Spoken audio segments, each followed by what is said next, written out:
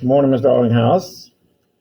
Today is Friday, April 23rd. Yes.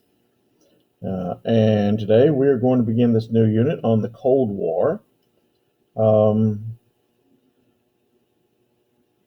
Cold War, of course, as you know, Mr. Allinghouse, was a period that stretched approximately from 1945 to 1973.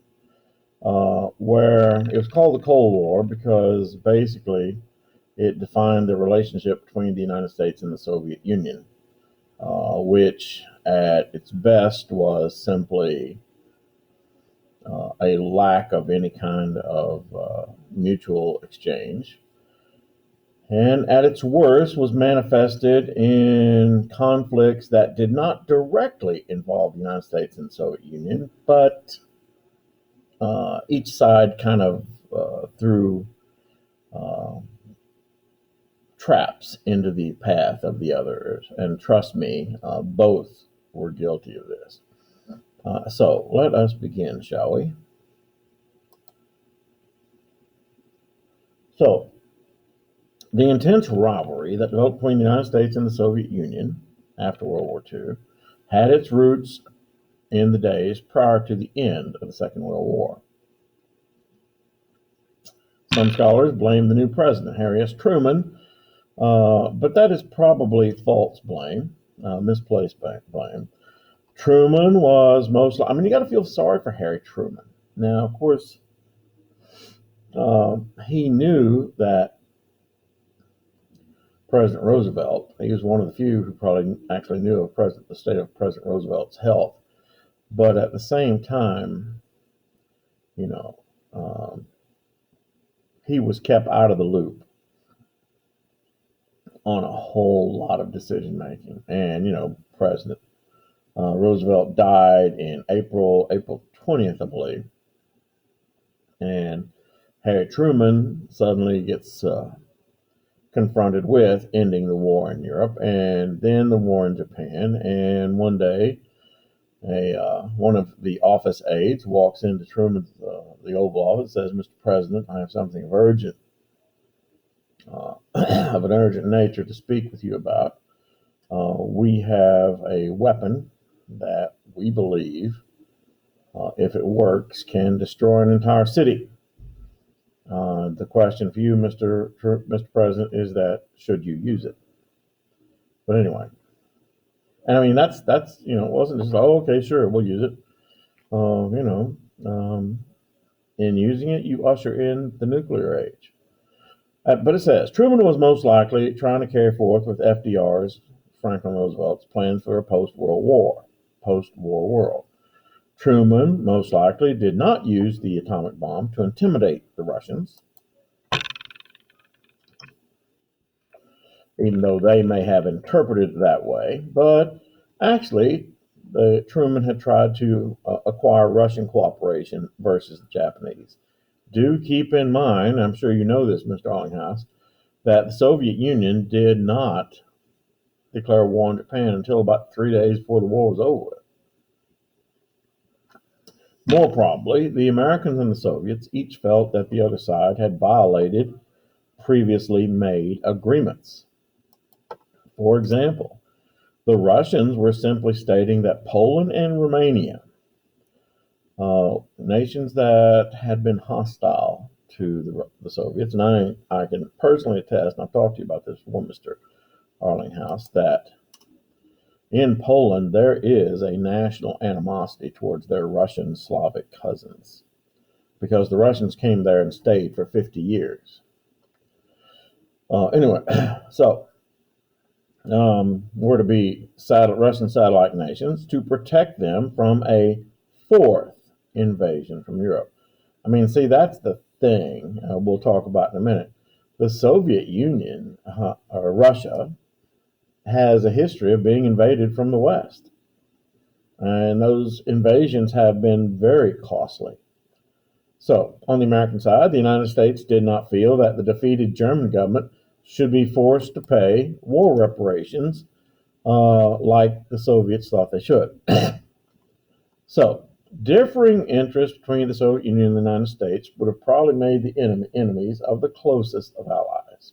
And the United States and the Soviet Union was definitely not the closest of allies.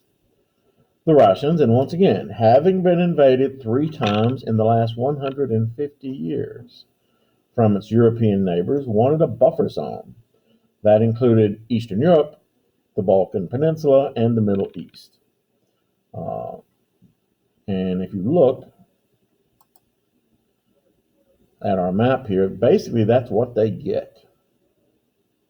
These countries here in the lighter red or the pink form what is called the Communist Bloc, the Eastern Bloc. These are, and I don't know why they divided Czech Republic and Slovakia. It remained Czechoslovakia until 1990, I believe. But anyway, whatever. And so, yeah. And the Middle East. The Soviets saw the U.S.'s opposition to Russian expansionism as a perceived threat to their need for security. And the American insistence on installing democratic-style governments and capitalist economies back in Europe were seen as a way of surrounding Russia with enemies. Using that argument and mindset, it could then be seen as justification. I'm going to sneeze. Justification, pardon me. I'm sorry, Mr. Arlinghouse. It's just, and we are back, Mr. Arlinghouse. My goodness. So, American insistence on installing democratic style governments and capitalist economies surrounding Russia was seen by the Soviets as a way of surrounding the Russians with enemies. Using that argument and mindset, it could then be seen as a justification for the Soviet Union's actions of installing unfriendly regimes in the American hemisphere, Cuba, Nicaragua, etc. In the past, the greatest naval power in the world up until 1942, Britain had held the task of containing Russian expansionism, and now that job fell to the U.S. Basically, after World War II, the British said, we've done this. We're done. We don't want to be world powers anymore. You want to be world powers, the U.S.? Go to it. And so, yeah. The United States also made no attempt to dislodge the Russians from positions it had already acquired during World War II, even though, I'm sure you know, Mr. Arlinghouse, General George Patton suggested that readily at the end of the war. He said, why don't we just keep on going to Moscow? Patton was a little bit unbalanced. But yeah, he suggested to Eisenhower that we should just, once the Nazis are vanquished, just keep on plowing. All right, anyway, the United States in 1945 was number one in the world economically, militarily, and industrially. Remember that the United States had not been bombed during World War II. Not at all. Okay, Pearl Harbor, but that's out in the middle of the Pacific. But I'm talking about the heartland, the industrial heartland. American machinery just chugged right along, and in fact, revved up. However, and this is an interesting stat, in less than a year from the end of the war in Europe, the American military presence in Europe went from 3.5 million soldiers to 0.5 million soldiers.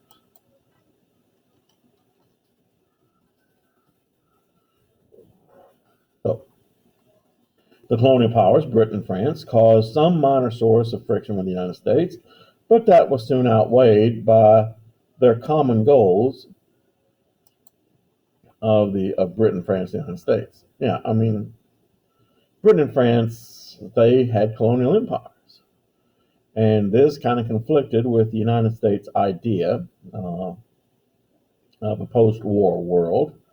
In fact, soon-to-be President John Kennedy toured Southeast Asia and Vietnam as a young man, as a young senator, and made many recommendations about the nature of the Vietnamese under French occupation. The growth in Western nations like France and Italy of large Soviet-funded, Russian-funded communist parties convinced many people in the United States government that the Soviet government was in a worldwide plot to establish communism and destroy democratic government. And given, if you read Karl Marx, there's some justification for that. The rivalry then between the two largest and most powerful countries dominated international diplomacy and politics for the next 3 decades. And these next 3 decades, 1945 to 1975, that's the Cold War. Sometimes intrigue was diplomatic, and sometimes it was military. Although, fortunately, there was never a direct military confrontation between the Soviet Union and the United States. Almost, but there wasn't. The two former allies soon began condemning each other publicly. Stalin and his and his foreign minister Yakoslav Molotov condemned the West as enemies. Winston Churchill came to the United States to speak at a commencement exercise, I think in Missouri, and made his famous Iron Curtain speech, where, once again, go back to our pictures, where he talked about how an Iron Curtain has descended across Europe from Trieste in the Adriatic to the Baltic Sea or something. An Iron Curtain. And he was referring to these countries here, which included Albania. These countries here. And by the way, this, in 1945, was Yugoslavia, also communist. And so there's some inaccuracy to that map. Yeah, this, for most of this time, was Yugoslavia, communist Yugoslavia. But that's what he was talking about. This became the communist bloc of nations. I'm going to sneeze again. And sorry, Mr. Ollinghouse, it's just the allergy season. Ah, yes. Should have taken more Zyrtec. Of course, I'd be falling asleep. All right, so the early history of the new United Nations, which was an idea proposed by Franklin Delano Roosevelt, met with some disappointments and frustrations which were caused by the U.S.-Soviet rivalry. FDR and then Harry Truman put forth a great deal of faith in this new body by first sponsoring it and then giving it its current home in New York City. The United Nations had two main governing bodies. A, the General Assembly, which included all member nations, and B, the dominant body was the Security Council, comprised of the United States, Soviet Union, Britain, France, and China. And at that time, China meant nationalist China, not communist China. There were 15 total members of the Security Council.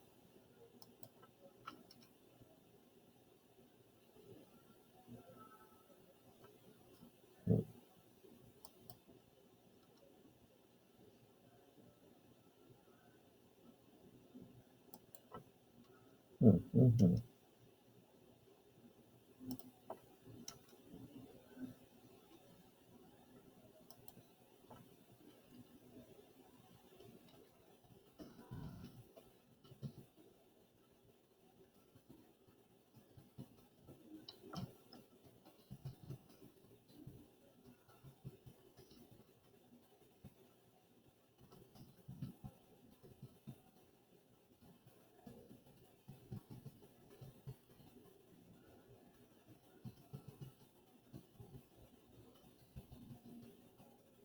Okay.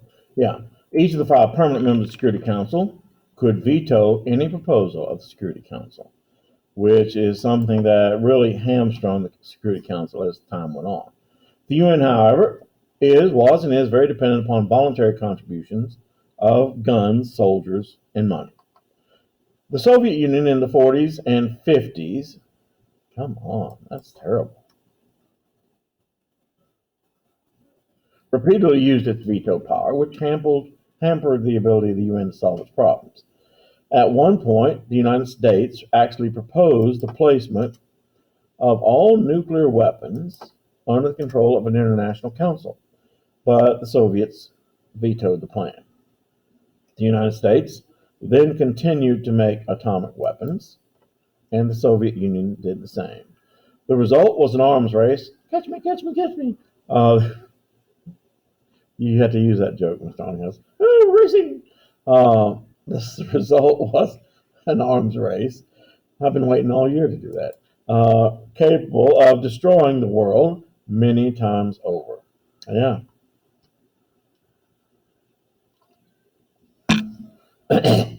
As foreign policy, U.S. foreign policy took the form of not confrontation of the Soviet Union, but rather to contain Soviet aggression wherever it arose. This is called containment.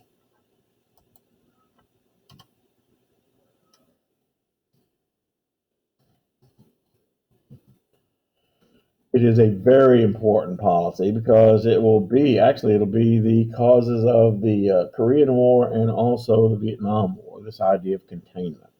President Harry S. Truman put into place what has been called the Truman Doctrine. Since 1944, a civil war in Greece has been waged between a government supported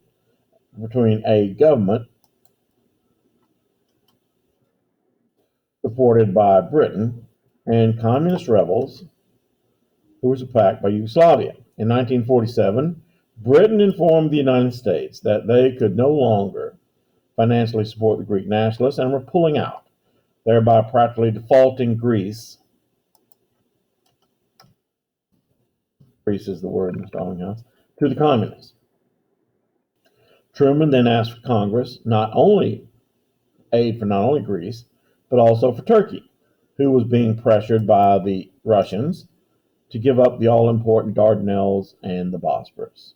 This Truman Doctrine called for U.S. support of any free people who are resisting subjugation by armed minorities or by outside pressures. Basically, it was a promise to give money to any country who was struggling fighting against communism. This aid took the form of military equipment and military advisors. Another area of immediate concern was about the expansion of communism. Yeah, this didn't print right. Another area of immediate concern about the expansion of communism was Western Europe. Forgive me. The war had left much of Europe impoverished and out of work, out of hope. Most of the factories had been destroyed, and which was an open invitation to communism. Called the European Recovery Program or the Marshall Plan, after Secretary of State George C. Marshall offered broad economic aid to European nations on the condition that they would work together for their mutual benefit. You got to love that wording. Basically, you can't blame several individuals, particularly the French, for saying this is just a way the United States bought influence in Western Europe. The Soviet Union and her allies were also invited to join, but the Soviets would not allow the likes of Finland, Poland, Czechoslovakia, and Hungary to join for fear it would draw them away from the Soviet Union and towards the West. The Marshall Plan was a great success in Western Europe at stimulating economic growth, particularly in West Germany, which was a particular thorn in the side of the Soviets, as it was immediately compared to East Germany. The strong Christian Democrat Party, which dominated politics in West Germany and Italy, also helped stifle the growth of communism in those countries. The Soviet Union saw the American-sponsored Western attempt to contain them as a form of aggression or an attempt to isolate and weaken Russia. In the autumn of 1947, I was really in a hurry when I wrote this. Joseph Stalin, you would not believe how my typing has improved since I've been a teacher, Mr. Arlinghouse. You know, Mr. Arlinghouse, I always made straight A's in high school, but the one course that I didn't do that, typing, I just froze up. Back then we didn't have computers. We typed, and if you made a mistake, you had to scratch it out and erase it. And, I mean, for the longest time, literally, the ding of a timing bell would just make me jerk. But yeah, I got a C in 3Ds, and all four grades were a gift from my typing teacher. But I learned how to type it. It has been very useful. Useful. All right, so in autumn of 1947, Joseph Stalin called a meeting of all communist parties around the world in Warsaw, Poland. A great city, by the way. Here they organized the Cominform, dedicated to the spread of revolutionary communism throughout the world. Communist parties in the Western countries ceased to cooperate with non-communist entities and took more and more of a hard line. In February of 1948, communists had the liberal foreign minister of Czechoslovakia, Jan Masaryk, son of the founder of the country, Thomas Masaryk, murdered and forced the president, Edward Beneš, to resign. The Soviets then tightened their grip on the rest of Europe. All countries in the so-called Soviet bloc, and Mr. Arlinghouse, once again, the Soviet bloc are these pink countries and Yugoslavia, right through here, and Albania. In fact, basically everything from Greece to the Baltic here. All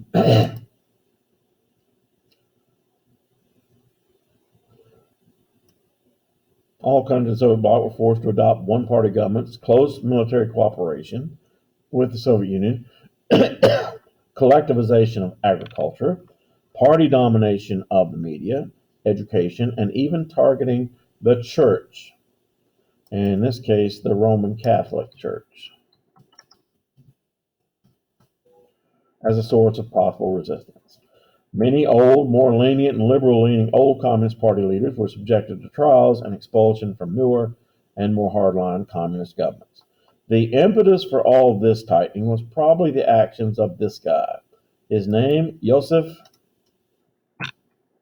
Broz Tito, who was able to retain communism in his Yugoslavia, but without Soviet influence of any kind. Yeah, Tito, basically, he was communist, but he told the Soviet Union to get lost. And because of that, the Soviet Union clamped down on all the other member countries to make sure they didn't do the same thing. All right, the division of Germany. Mr. Arlinghouse, one of the great things I did in my life was that I went to Germany when it was divided. And I went in 1989. Flew into West Germany, stayed in Munich for 4 days, and we were on a soccer trip.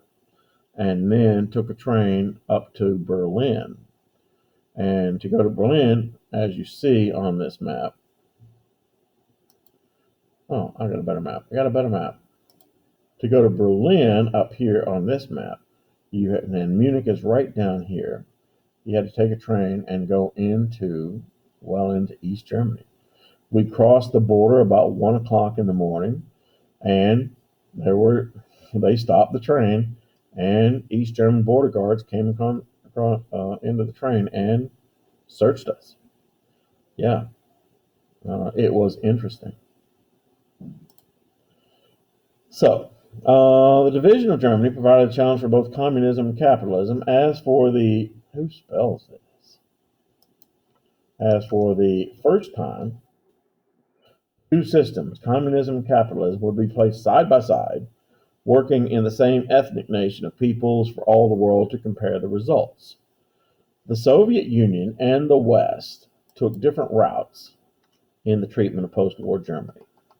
The Soviets treated Germany like a defeated enemy who must be prevented from ever rising up again by dismantling the German industrial machines and basically shipping it back to the Soviet Union. The Russians even claimed the industrial equipment in the West, in the Western occupied zones of occupation. The West, particularly the United States, preferred to make Germany self-sufficient, even though it meant financially supporting them for quite some time. The traditional capital city of Berlin caused particular consternation. Did I spell that correctly? I think I did.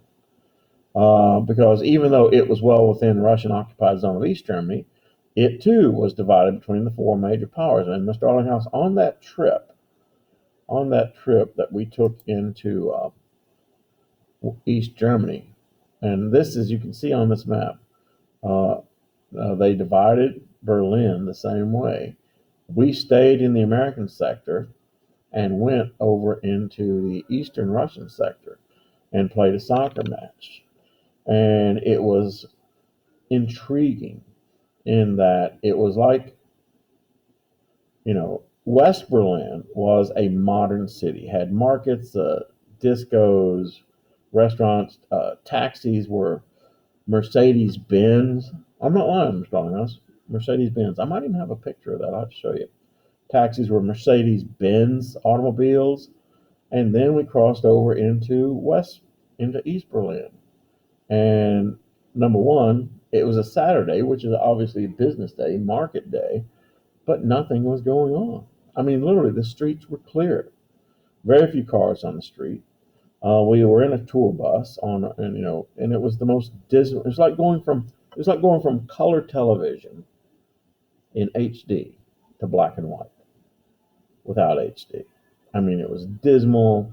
There were no shops open, and of course, we had a official East German guide sitting up there telling us how great it was, and But anyway, I'm going to pull up a few pictures uh, that I will put on this and show you in the future, Mr. Arlinghouse. But yeah, it was quite eye opening. But yeah, back to the matter at hand, shall we? Um, the Allied powers issued a new currency in West Berlin, which did much better than the Soviet-sponsored East Deutschmark.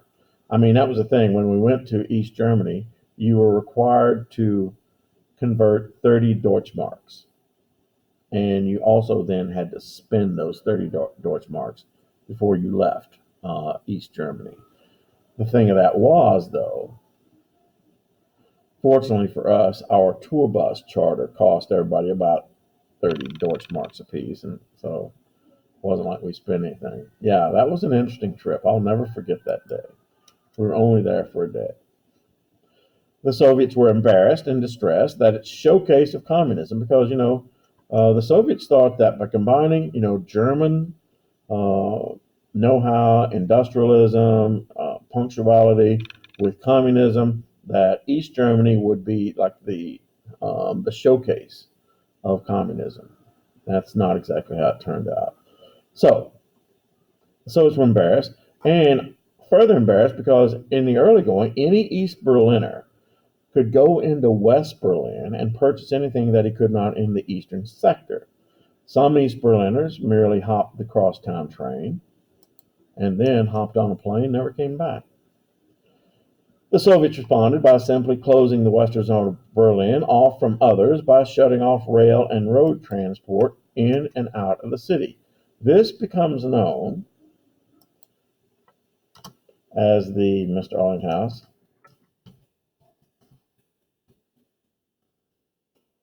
Berlin Blockade. They basically hoped to starve capitalism out of the city. They did not believe the United States would go to war over Berlin, and the Soviets hoped to, without firing a shot, would have gained a great diplomatic victory. In one of the greatest decisions, however, and examples of cooperation in the post World War II era, the Allied powers began a 24-hour airlift operation called the Berlin Airlift of May 1949. It was something that was truly um, miraculous. 24 hours a day, they were sending in airplanes to fly in everything the city of Berlin needed, not just food and clothing and medicine, but also energy supplies like coal. Can you imagine how expensive that was to fly in coal? The airlift was expensive but successful. It also resulted in the split of Germany into a Soviet style East Germany called the GDR or DDR, Deutsche Democratic Republic, and the West sponsored West Germany called the FRG, the Federal Republic of Germany. Yeah, DDR, Democratic Deutsche Republic, FRG, Federal Republic of Germany. So why don't we end here, Mr. Arlinghouse? And I'm going to start finding some pictures that I can send your way. So, yeah. Thank you. We will begin Roman rule 6 on Monday.